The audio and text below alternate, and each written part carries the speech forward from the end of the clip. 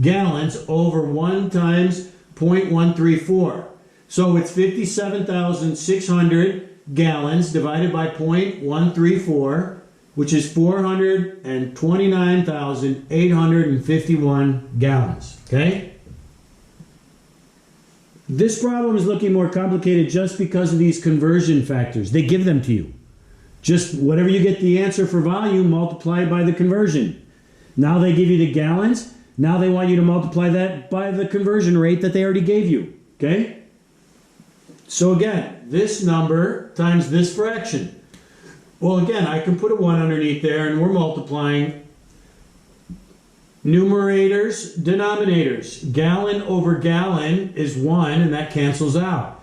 1 times 1 is 1, so that just leaves us with the numerator. 429,851 times 8.33 pounds is 3,580,659 pounds. Okay? Just this times that in pounds. So really this is just finding a rectangular prism, length times width times height, and then applying conversion factor, which is the difficult part, right? Okay, example 3. Example 3 is talking about cones, okay? Cones, well, what's a cone? I showed you already, right? Here's a cone pretty much, kinda. Well, all you're doing is the base, which is a circle, times the height, okay? That's it. What's the area of a circle? Pi times radius squared. That's the base. Okay? So here the base is a circle. It doesn't matter if it looks this way or this way. Remember, the height is straight up. People don't ask you how tall you are, and you don't lean to the side and say, this is how tall I am, right? Straight up and down. So the height is always straight up and down. Whether it's a cone like a cylinder like this or a cylinder like that. Height is straight up and down. So regardless, in a cylinder, the base is going to be a circle. Pi times radius squared. It's the area of a circle. That's the base. And then just multiply it by the height. That's it. This stuff is pretty much like review, I think. For the most part. So here we go. The height from the bottom circle to the top circle is 12 centimeters. You need to find the area of this circle. The radius is 8. So pi times radius squared gives us the base, which is the circle. That's 64 pi centimeters squared. 8 times 8 is 64 centimeters squared times pi. So now we know the base, which was the area of the circle. Just multiply by the height, and that's it. We're done. There's the height. There's the height. We took our base, which is the circle, multiplied it by the height, and we got our answer. Okay? 3b, cylinder base area. Okay? So, the height is equal to 2 times the radius in 3b. Okay? In 3b, a cylinder with a base area of 36 pi inches squared and a height equal to twice the radius. Well, if they give you 36 squared is the area, well, find the area as pi times radius squared. So 36 is equal to radius squared, so r must be 6. Okay? So it says that the height is 2 times the radius. So if the radius is 6,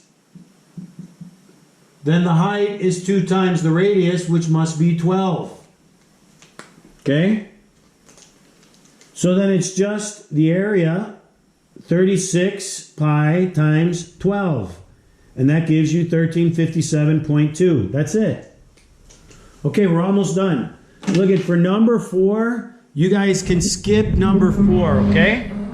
You can skip number 4 in the classwork here. Don't worry about it. If you want to do it, you can do it. Obviously, the more you know, the better for you, right? But I'm not going to hold you accountable for it. So, let's just look at number 5. Volume of composite 3D figures. 3D is a prism, right? Rectangular prisms are 3D. Cylinders are 3D, right? So find the composite. Well, just like composite figures that we did in the last unit, now those are two-dimensional. Now we're doing composite of volume, which means three-dimensional, okay? I've got a cone and a triangular prism. Okay, so I find the volume of the triangular prism, and then I find the volume for the cone, and I put them together. Triangular prism is this guy, okay? Cylinder is this guy, not cone. I said cone earlier, I'm sorry, cylinder. Cone is like an ice cream cone, right? Cylinder, not cone. So, triangular prism, here's the base times the height, 9, right? It's a right triangle, 1/2 base times the height. 1/2 base times the height is going to give us this triangle. So 6 times 8, or 8 times 6 is 48. Half of 48 is 24. This area is 24 meters squared. 24 times 9, the base times the height, 216 meters squared. I'm done with the triangular prism. Now the cone. Well, I need to know what is this guy. Why? Because this guy appears to be the same as my diameter. And I need my radius. It's not that it appears to be the same, right? I mean, this is a prism. These two are the same distance. They're parallel. They have to be for the triangular prism. So this has to be the same as that, okay? This guy must be parallel to this guy. So that means it's the same distance from here to here.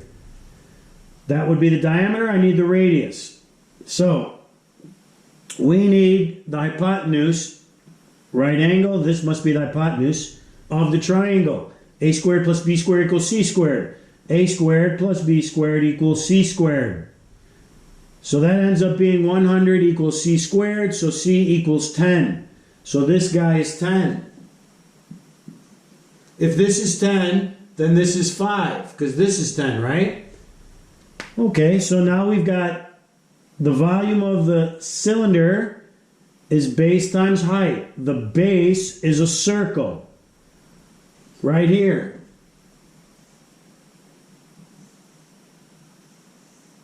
Okay? So the volume equals pi times radius squared. Pi times 5 times 5, 5 times 5 squared, 25 pi, right? There's the area. Pi times radius squared. Only for this circle. So 25 pi, and the height of the cylinder is 5. So 25 pi times 5 gives you 125 pi. Convert the pi to 3.14. And then you get, let me see where I'm at. I'm missing something, I think.